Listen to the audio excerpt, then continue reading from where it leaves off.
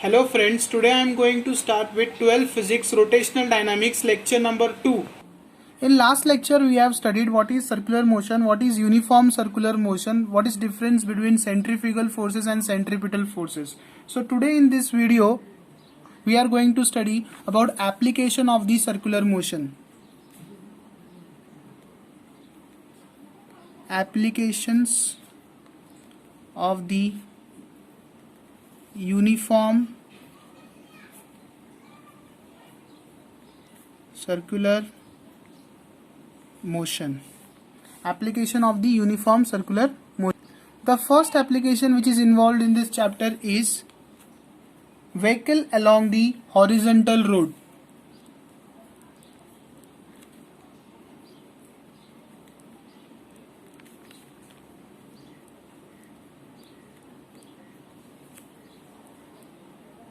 Second application is vehicle along the banked road.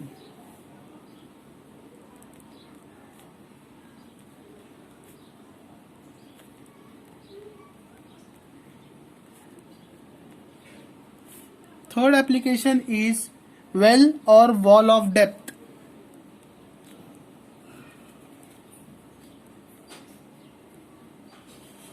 And last application is conical pendulum. So today in this video we are going to see the first application and all the application. So we are starting with the first application, that is vehicle along the horizontal road. Vehicle along the horizontal road. So this is my horizontal road, horizontal curve road, where the vehicle is moving with some velocity.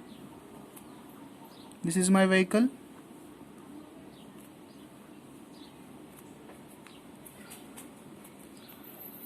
From the center, this is my center of the curve road. Okay, so distance from the center to the vehicle, let us consider as a r distance. And normal reaction is also acting on this vehicle, that is m, which is equal to the weight of the vehicle, that is mg. Am I right or wrong? And the frictional force which is acting between the tire and the road is Fs, which is acting toward the center. So this frictional force is equal to centripetal force. This frictional force which is equal to centripetal force, where C is the center of the horizontal circular path.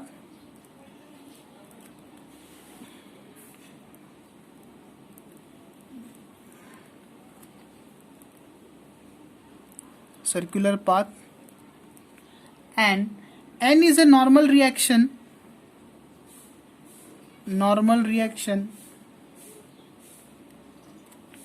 of the vehicle. Mg is a weight of the vehicle. Fs is frictional force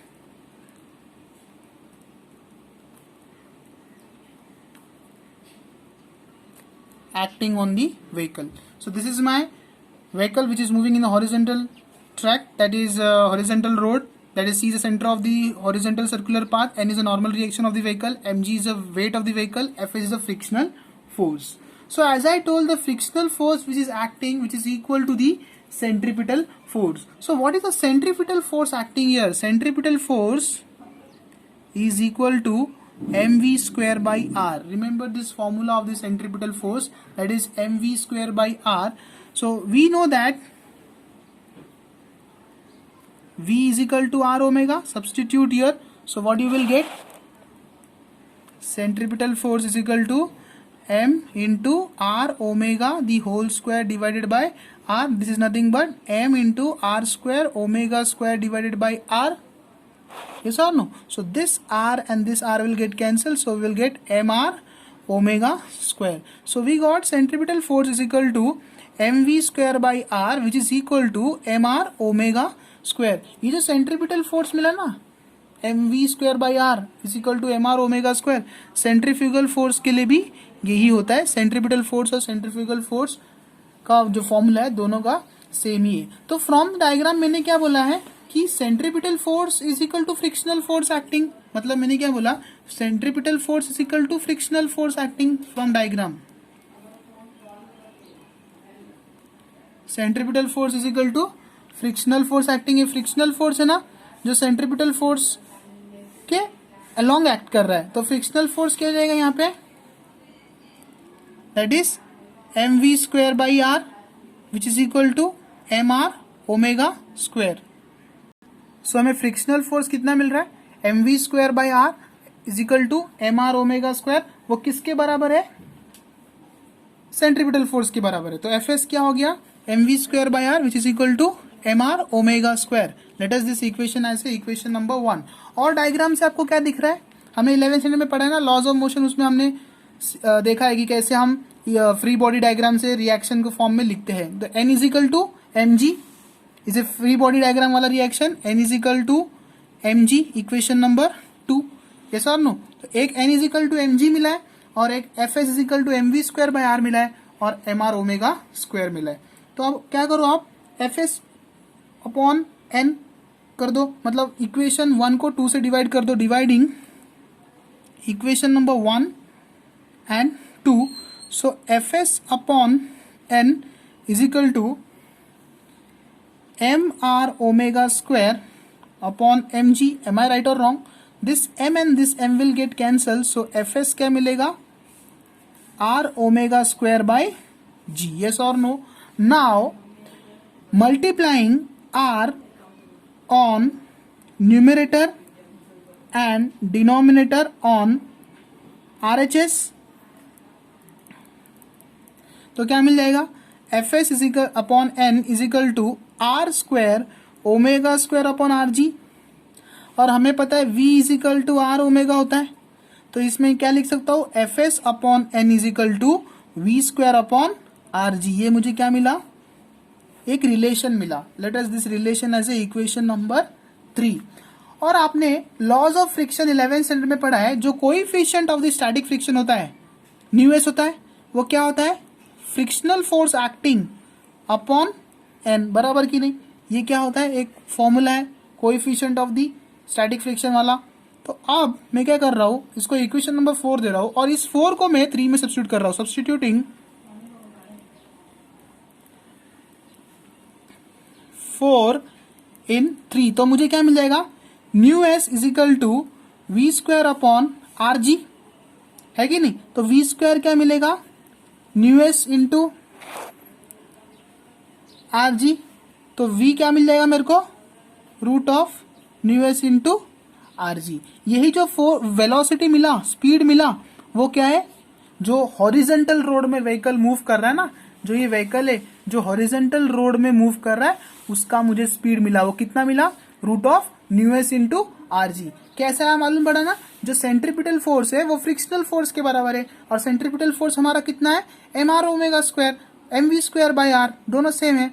v is equal to R omega substitute करो, M R omega square मिल जाएगा।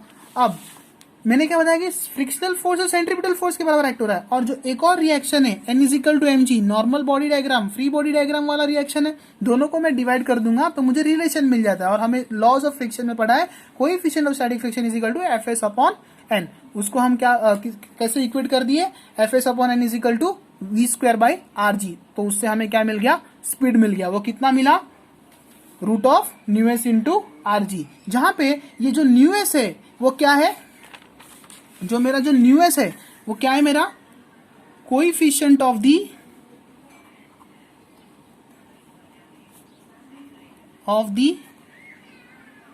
Static friction.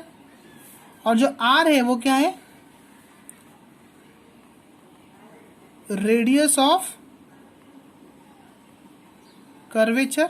और जो मेरा जी है वो क्या है, ग्रेविटेशनल एक्सीलरेशन। ओके, तो ये हो गया मेरा derivation of the vehicle moving on the horizontal road. अब हम नेक्स्ट एप्लीकेशन की ओर बढ़ते हैं। जो नेक्स्ट एप्लीकेशन है vehicle along the bank road, vehicle along the banked road. अब मैंने जो पहला डिस्कस किया vehicle along the horizontal road, अब डिस्कस कर रहा हूं vehicle along the bank road. उसका मीनिंग क्या? अब जब ये व्हीकल हॉरिजॉन्टल रोड में मूव कर रहा था तो उसका स्पीड मिल गया मेरे को, कितना मिला? v is equal root of new S into R G, ये मुझे मिल गया। अब ना ये स्पीड ना कुछ वैल्यू फिक्स होता है, जो स्पीड उतनी स्पीड से व्हीकल मूव करना चाहिए। अगर उतने स्पीड से थोड़ा ज्यादा हो गया तो व्हीकल क्या करता है? स्लिप कर जाता है, तो गिर जाता है। इसको सेफ्टी करने के लिए हमने क्या किया, थोड़ा रोड को हमने टिल्ट कर दिया कुछ एंगल से। जो एंगल बना उसको हमने बोल दिया बैंकिंग एंगल, और जो ये प्रोसेस हो रहा है उसको हम बोलते हैं बैंकिंग ऑफ दी रोड। तो ये एंगल फिक्स करते हैं, और इस एंगल के लिए कितना वेलोसिटी होना चाहिए वो भी फिक्स करते हैं, और उसके ज्यादा हो गया तो भी व्हीकल गिर जाता है। पर ये इस कंडीशन में जो रोड है उसको थोड़ा एंगल देके बैंक्ड कर दिए। तो इससे पहले मैं आपको बता देता हूं what is angle of banking and banking of road. Angle of banking and banking of road. Angle of banking is what? Theta, and the process is called as a banking of road. इसको कैसे define करेंगे? For a safety speed of a vehicle along the curved road, the outer edge of the road is lifted by a small angle which is horizontal. This arrangement is called banking of road, and the angle which is lifted is called as a banking angle. Okay, तो मैं लिख लेता हूं इसको। For the safety speed of the vehicle on the curved road, the outer edge of the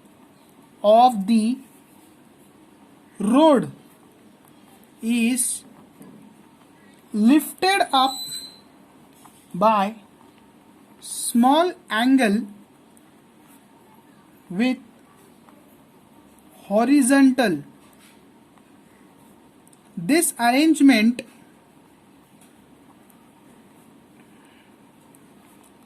is called banking of road,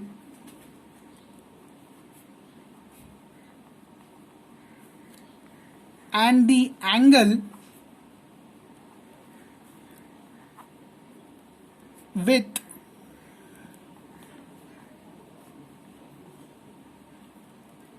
which it is lifted is called angle of banking. तो क्या है angle of banking? For a safety speed of a vehicle on the curved road, the outer edge of the road is lifted up by a small angle with the horizontal.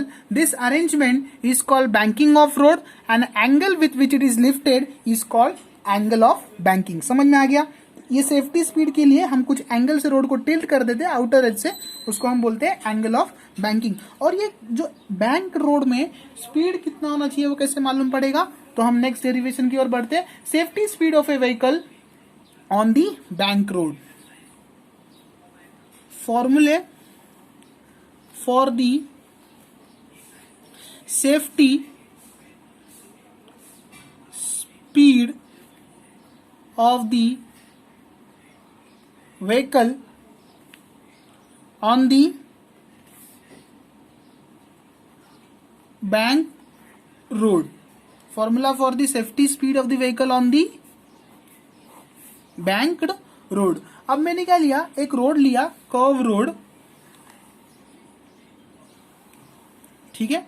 अब इस curve road में ये जो है वो क्या है, मेरा हॉरिजॉन्टल रोड है। अब मैंने क्या किया, उसको थोड़े एंगल से मैंने टिल्ट कर दिया, थीटा एंगल से मैंने टिल्ट किया, बरोबर, थीटा एंगल से मैं टिल्ट कर दिया इसको। अब मैंने क्या किया, इसमें व्हीकल जो है वो मूव कर रहा है,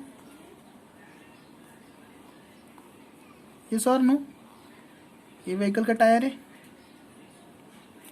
अब इस व्हीकल में पहला चीज आपको याद रखना है, नॉर्मल रिएक्शन वो किस तरफ एक्ट होगा, ऐसे एक्ट होगा कि ऐसे एक्ट होगा, बताइए। इस तरफ एक्ट होगा ना नॉर्मल रिएक्शन, इस तरह क्या एक्ट होगा, नॉर्मल।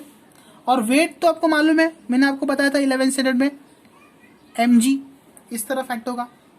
अब ये x और y एक्सिस कोऑर्डिनेट को बराबर करने के लिए इस तरह डिवाइड हो जाएगा, बराबर कि नहीं, यस और नो। अब इस कंडीशन में ये जो मेरा बना है वो एंगल क्या होगा, थीटा हो जाएगा, थीटा होगी नहीं, ये थीटा हो गया, मतलब यहां पे क्या लिखूंगा मैं,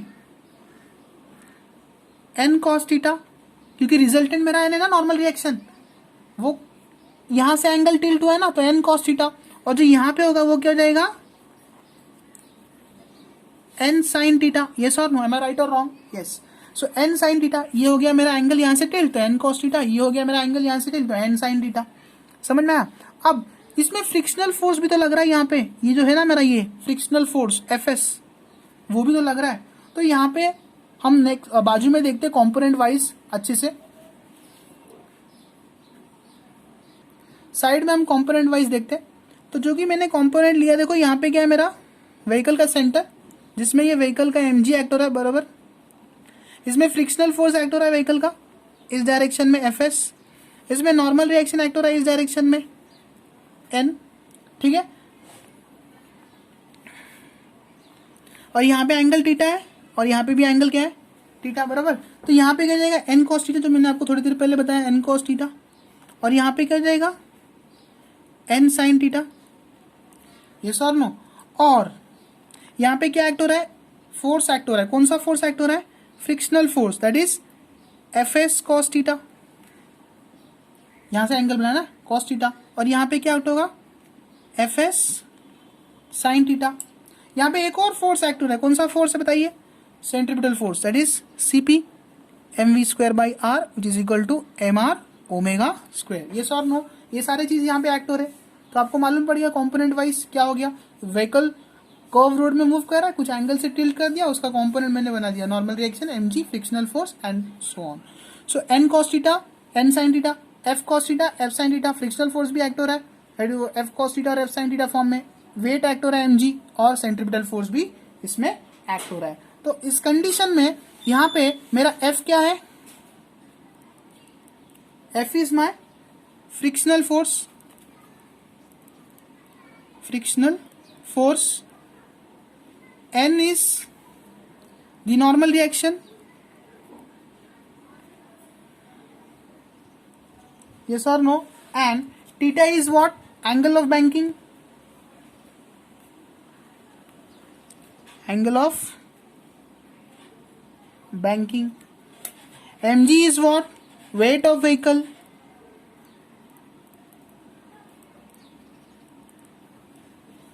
r is what, radius of curvature,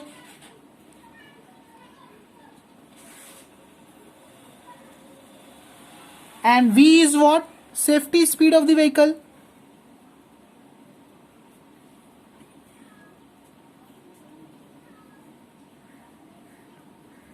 v is what, safety speed of the vehicle, yes or no। अब हम डेरिवेशन प्रूफ करते हैं, जो सेफ्टी स्पीड कितना होता है। तो यहाँ पे मैं फिर से एक बार कंपोनेंट बना देता हूँ, समझने के लिए आसान होगा। थोड़ी देर पहले हमने बनाया था, पर फिर से मैं बना देता हूँ। n आप एक ही बार बनाइए, n cos थीटा, यहाँ से एंगल थीटा है, यहाँ पे एफ एस लग रहा है, थीटा में यहाँ पे लगेगा n sin थीटा, और f cos थीटा, और यहाँ पे लगेगा mg और fs sin थीटा, यस और नो। और एक और सेंट्रीपिटल फोर्स लग रहा है, वो मैंने थोड़ी देर पहले आपको बताया। तो इस कंडीशन में जब हम डेरिवेशन प्रूफ करेंगे, तो पहला फ्रॉम फिगर क्या हो जाएगा, हम इसकी बात कर रहे हैं, फ्रॉम फिगर जो मैंने यहाँ पे बनाया, वापस फ्रॉम फिगर क्या हो जाएगा, n cos थीटा, देखो n cos theta is equal to F S sine theta plus mg, n cos theta is equal to F S sine theta plus mg, yes और नो। तो इससे मुझे mg क्या मिलेगा, n cos theta minus F S sine theta, equation number 1। Second equation क्या मिलेगा, mv square by R, centripetal force mv square by R is equal to n sine theta plus f cos theta, बराबर. Equation number 2. Am I right और wrong? Yes. Now dividing equation 2 by 1. अब equation 2 क्या है, mv square by are, और 1 क्या है, mg. Divide कर दो, n cos theta minus f sine theta. I am sorry, गलत हो गया मुझसे. m v square by R upon mg is equal to n sine theta plus f cos theta upon n cos theta minus f s sin theta. Yes or no? Yes or no? So this will be what? M and M will get cancelled. तो बचा क्या, v square upon rg is equal to n sin theta plus fs cos theta upon n cos theta minus fs sin theta. Yes or no? समझ में आया? अब मैं क्या कर रहा हूँ, RHS को n cos थीटा से न्यूमरेटर और डिनोमिनेटर में डिवाइड कर रहा हूँ. Dividing numerator and denominator by n cos theta on RHS. तो क्या मिलेगा, v square upon rg is equal to n sine theta upon n cos theta plus fs cos theta upon n cos theta divided by n cos theta upon n cos theta minus fs sin theta upon n cos theta, बराबर. तो बचा क्या, यहाँ पे n get cancel, यहाँ पे cos theta get cancel, यहाँ पे दोनों कैंसिल, और यहाँ पे देखते आगे क्या हो जाएगा फॉर्मूला. फिर v square upon R G is equal to tan theta plus fs upon n upon 1 minus fs upon n tan theta. और आपको मालूम है, आपने पढ़ा है mu S is equal to fs upon n. Mu S is equal to what, fs upon n. तो आप इस फॉर्मूले में क्या लिख सकते हैं, v square upon R G is equal to tan theta plus mu S upon 1 minus mu S tan theta, है कि नहीं. जहां पे f अपॉन n को हमने क्या लिखा, mu S, f upon n is equal to new S. ये सॉल्व नो. तो ये फॉर्मूला आपको मिल गया. सेफ्टी स्पीड निकालना है ना, तो क्या मिल जाएगा, V square is equal to R G into tan theta plus mu S upon 1 minus mu S tan theta. तो वेलोसिटी क्या मिलेगा, root of R G into tan theta plus mu S upon 1 minus mu S tan theta. ये मुझे क्या मिला, safety speed in the banked road. क्या बोला मैंने, safety speed of the vehicle in banked road. Safety speed of the vehicle in the banked road. अब मैं आपको बताता हूं, अगर ये जो फ्रिक्शनल फोर्स है वो मेरा जीरो हो जाएगा. क्या बोला मैंने, फ्रिक्शनल फोर्स है, मैं थोड़ी देर बाद बताऊंगा. उसके पहले मैं कुछ आपको डिस्कस कर रहा हूं. मोस्ट सेफ्टी स्पीड कितना होगा व्हीकल का इस कंडीशन में, most safety speed of vehicle that is v as that is root of rg tan theta, root of rg tan theta. और एक और, बैंकिंग एंगल कितना होगा वो भी जानना है ना, बैंकिंग एंगल थीटा. तो v क्या मिला मुझे, root of rg tan theta, बराबर. तो v square will be what, rg tan theta. So tan theta will be what, v square upon rg.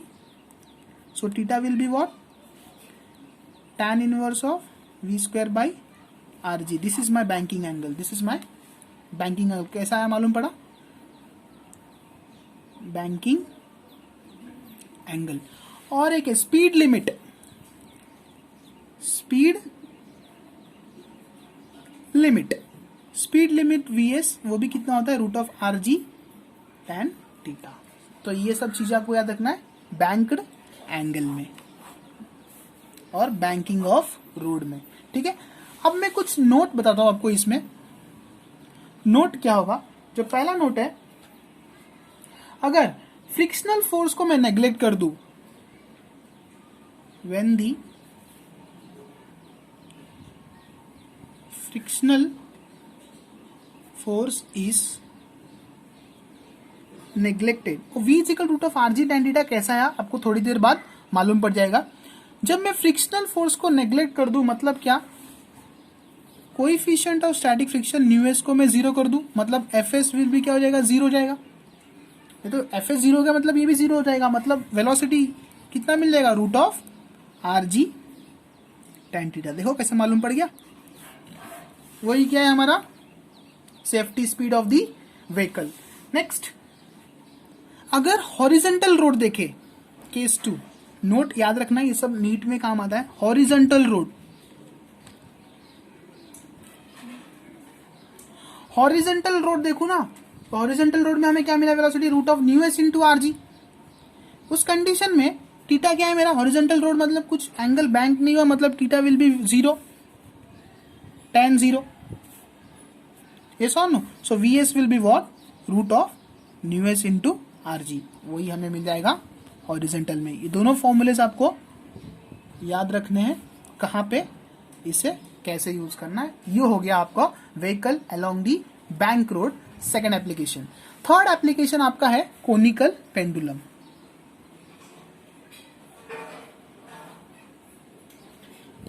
अब ये कोनिकल पेंडुलम क्या है? इसमें एक पेंडुलम बॉब है.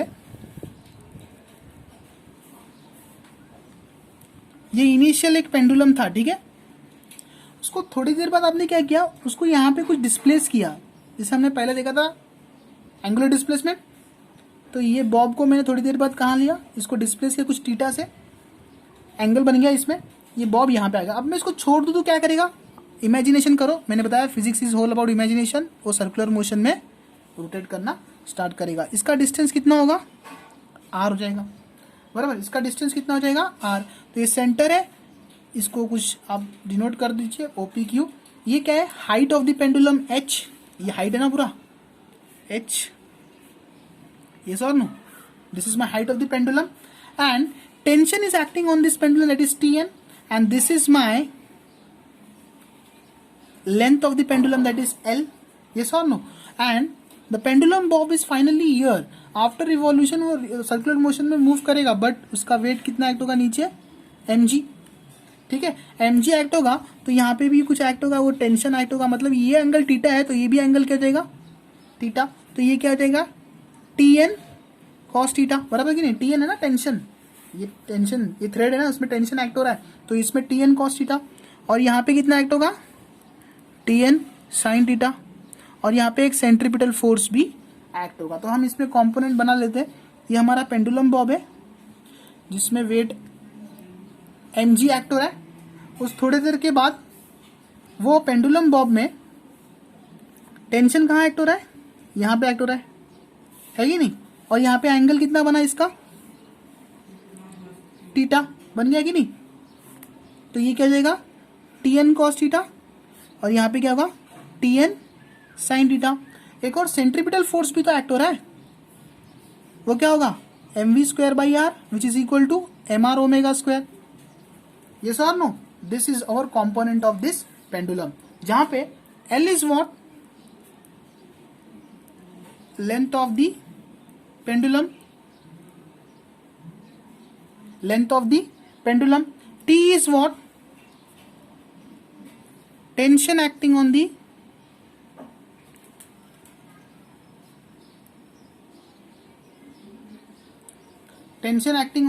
pendulum. R is what? radius of the curvature, or h is what?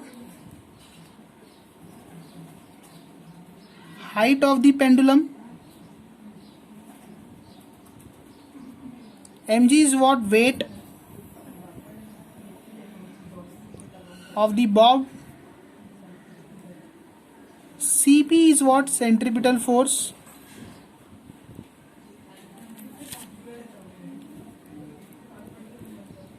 Centripetal force. तो हम proof करते हैं कि टेंशन जो एक्ट हो रहा है ये पेंडुलम में वो कितना है। ठीक है, तो टेंशन कितना होगा हम वो प्रूफ करेंगे। जैसे कि मैं वापस कंपोनेंट बना देता हूँ यहाँ पे समझने के लिए। जहाँ पे टी एन लग रहा था यहाँ पे बराबर है, यहाँ पे लगा टीटा, तो ये क्या हो गया? T N cos theta. ये क्या होगा? T N sine theta. यहाँ पे सेंट्रीपिटल फोर्स लग रहा है और यहाँ पे एम जी लग रहा है। ठीक है, अब आपने पढ़ा लॉस ऑफ मोशन में, फिर से वही चीज। अब सेंट्रीपिटल फोर्स और टेंशन भी लग रहा है, तो कंपोनेंट वाइज क्या हो जाएगा ये? फ्रॉम फिगर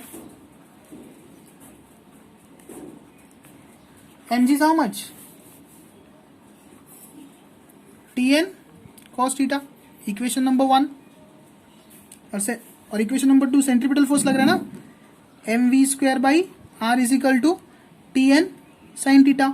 अब बोलोगे सर ये साथ में लग रहा है, इसमें प्लस होना चाहिए, इसमें आपने इक्वल टू में क्यों लिखा? देखो यहाँ पे भी सेंट्रीफ्यूगल भी लग सकता है, वो भी कितना होगा? mr ओमेगा स्क्वायर में थोड़ी देर पहले बताया, सेंट्रीपिटल और सेंट्रीफ्यूगल का दोनों का फॉर्मूला सेम। तो इस कंडीशन में tn sine theta is what?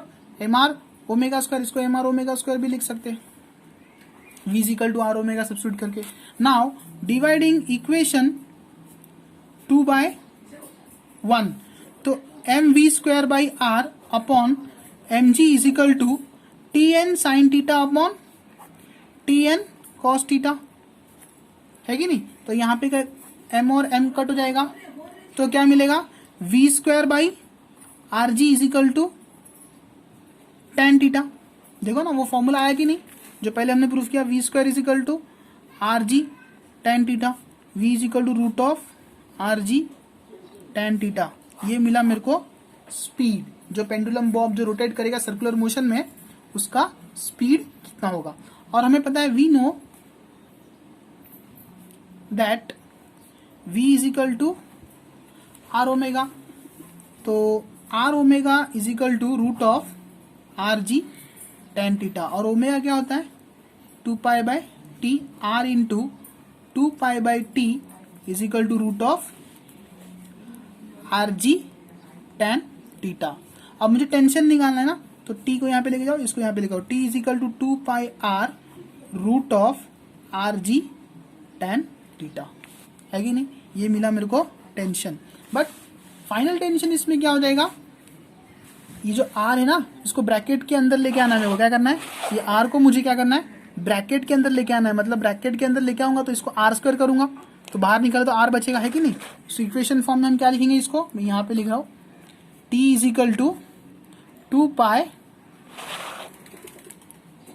Root of R square upon R G tan theta. समझ में आया ना? इस r को मैंने रूट फॉर्म में लिखा तो r स्क्वायर हो गया। अंडरस्टूड और नॉट? यस।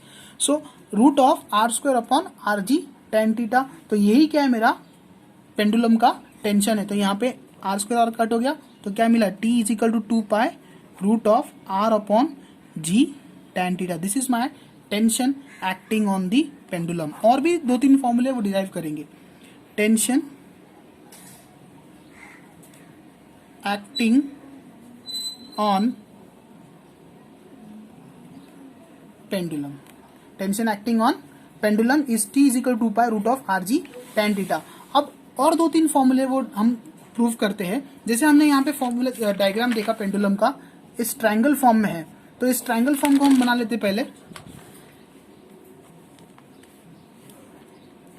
जहां पे ये O P Q, ये R है, ये H है, ये L है और ये थीटा है। सो हमें क्या मिला है? T is equal to 2 pi root of R upon G tan theta. यही तो मिला है ना, जी tan थीटा। अब इसमें साइन थीटा क्या होगा? ये ट्रायंगल के that is opposite upon hypotenuse. Opposite क्या है? R upon L। तो sine theta will be what? R upon L। तो R will be what? L sine theta. R will be L sin theta or not? Substitute R is equal to L sin theta in this equation. So t will be what? 2 pi root of L sin theta upon g tan theta. So tan theta is what? Sin theta upon cos theta, which is equal to 2 pi root of L sin theta upon g sin theta upon cos theta. तो क्या जाएगा? 2 pi root of L cos theta upon g. This is also one of the tension. Now cos theta क्या हो जाएगा इस triangle में?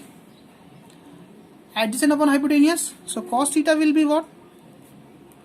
Adjacent upon hypotenuse. That will be adjacent क्या है? H upon L. So cos theta will be what? H upon L. So H is equal to L cos theta. अब L cos theta को हम H यहाँ पे substitute कर सकते हैं. तो T क्या मिल जाएगा? 2 pi root of H upon G. This is also one of the tension formula. तो 3 टेंशन के फॉर्मूला कौन सा है? T is equal to 2 pi root of R upon G tan theta. दूसरा कौन सा है? T is equal to 2 pi root of L cos theta upon G. Entrance point of view के लिए इंपॉर्टेंट है. T is equal to 2 pi root of H upon G. Note. और next topic we are going to discuss is well or wall of depth. Well or wall of depth. Sorry, depth नहीं, depth. Well or wall of depth में हम क्या पढ़ने वाले? एक cylindrical well है.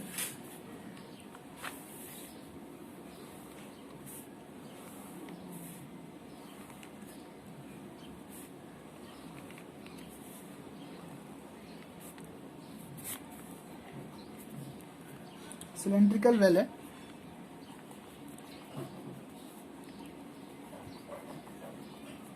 जिसमें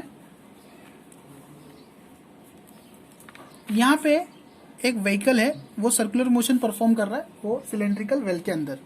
तो इस सर्कुलर मोशन में जो व्हीकल का नॉर्मल रिएक्शन है वो इस सेंटर के थ्रू एक्ट हो रहा है. मतलब जो नॉर्मल रिएक्शन है वो किसके बराबर है? सेंट्रीपिटल फोर्स के बराबर. ठीक है. और यहाँ पे एक फ्रिक्शनल फोर्स एक्ट हो रहा है जो इस डायरेक्शन में एक्ट हो रहा है, और weight of the Bob mg इस डायरेक्शन में एक्ट हो रहा है. तो कंपोनेंट वाइज जब हम देखेंगे, इजी तो है ये वाला. देखो ये फ्रिक्शनल फोर्स है Fs ऊपर एक्ट हो रहा है, और ये mg नीचे की तरफ एक्ट हो रहा है. नॉर्मल रिएक्शन सेंट्रीपिटल फोर्स की तरफ एक्ट हो रहा है. वो कितना होगा? mv square by R. वो कितना होगा? mr omega square. यस और नो? ये होगा ना. तो यहाँ पे जो नॉर्मल रिएक्शन है वो सेंट्रीपिटल फोर्स की तरफ एक्ट हो रहा है. तो इसमें फिर से यहाँ पे लिख सकते हो आप n is what? Normal reaction. mg is what? Weight of the vehicle. Weight of the vehicle. And cp is what? Centripetal force. fs is what? Frictional force. Okay, and everything we have written, that is n is normal reaction, mg is weight of the vehicle, cp is centripetal force, fs is frictional force. तो from figure जो fs है वो किसके बराबर है? mg के बराबर. दिख रहा है कि नहीं? fs is equal to mg. Laws of motion, free body diagram, normal reaction diagram. That is Fs is equal to mg, equation number 1. और दूसरा क्या हो जाएगा? Centripetal force. दूसरा क्या हो रहा है? सेंट्रीपिटल फोर्स किसके बराबर है? नॉर्मल रिएक्शन के बराबर है. मतलब n is equal to mv square by R, which is equal to mr omega square. So n is what? mr omega square, equation number 2. Fs is equal to mg and n is equal to mr omega square. तो इस condition में आपको एक important चीज याद रखना है. जो ये फ्रिक्शनल फोर्स जो मुझे मिला है ना, जो ये मुझे फ्रिक्शनल फोर्स मिला है, वो हमेशा कोएफिशिएंट ऑफ स्टैटिक फ्रिक्शन से कम होता है. कहां पढ़ा है हमने? 11th स्टैंडर्ड में लॉज ऑफ फ्रिक्शन में पढ़ा है. जो फ्रिक्शनल फोर्स है ना, Fs frictional force is always lesser than coefficient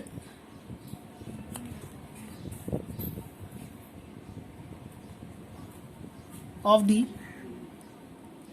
static friction, मतलब जो Fs है upon n is less than or equal to new S, मतलब जो न्यू एस का वैल्यू है वो बड़ा होता है। तो इस कंडीशन में Fs क्या हो गया, less than or equal to new S into N. Am I right और wrong? Nu S into N. तो Fs मुझे क्या मिला है, mg मिला है, यस और नो? Fs मुझे क्या मिला है, mg। तो सब्स्टिट्यूट कर दो यहाँ पे, mg less than equal to new S. और देखो n क्या मिला है मेरे को, mr ओमेगा स्क्वायर, यस और नो? तो सब्स्टिट्यूट कर दो mr ओमेगा स्क्वायर। इसी का मतलब क्या है, mg is less than equal to new S mv square by r, yes or no? This m and this m will get cancelled, so g is less than or equal to nu s v square by r। तो v square क्या मिल जाएगा मेरे को, v square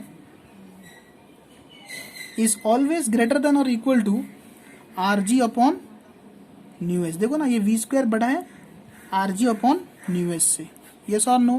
rg upon nu s, तो v minimum क्या मिलेगा, greater than or equal to root of rg upon nu S, यही तो मिला ना मेरे को। तो v मिनिमम का वैल्यू इस कंडीशन में, वॉल और डेप्थ के कंडीशन में क्या होता है, मिनिमम वेलोसिटी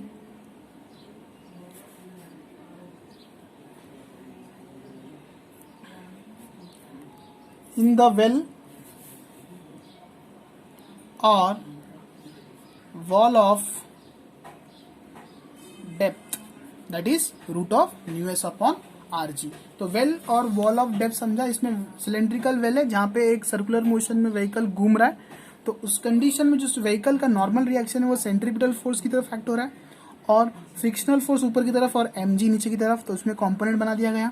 और हमने बता दिया कि जो फ्रिक्शनल फोर्स है वो mg नहीं है, मतलब F is equal to mg, and जो नॉर्मल रिएक्शन है वो किसके बराबर है, सेंट्रीपिटल फोर्स के बराबर है, मतलब mv स्क्वायर बाई आर। और हमने 11th स्टैंडर्ड में पढ़ा है जो फ्रिक्शनल फोर्स है वो हमेशा किससे छोटा है, कोएफिशिएंट ऑफ स्टैटिक फ्रिक्शन से। So Fs upon m is less than equal to new S, that is Fs is less than equal to new S into N.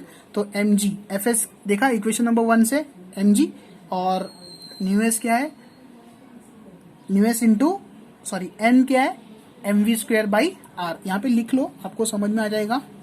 Fs is equal to mg और n is equal to mv square by R. तो इससे मुझे velocity minimum in wall और depth के formula मेरे को मिल गया। तो मैं कुछ नोट पॉइंट देता हूं आपको जो फॉर्मूले में है। हॉरिजॉन्टल रोड में स्पीड कितना है,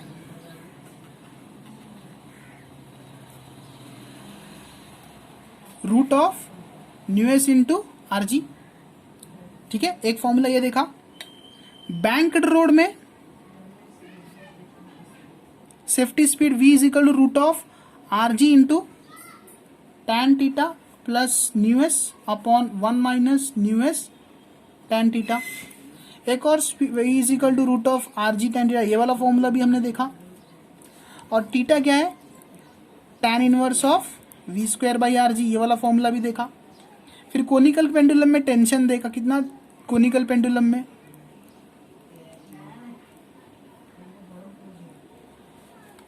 to pi root of R upon G tan theta. और एक फॉर्मूला क्या देखा, 2 पाई रूट ऑफ, क्या देखा था formula, 2 pi root of L cos theta upon G. और एक फॉर्मूला क्या देखा, T is equal to 2 pi root of H upon G. फिर वॉल और डेप्थ के ऊपर फॉर्मूला देखा,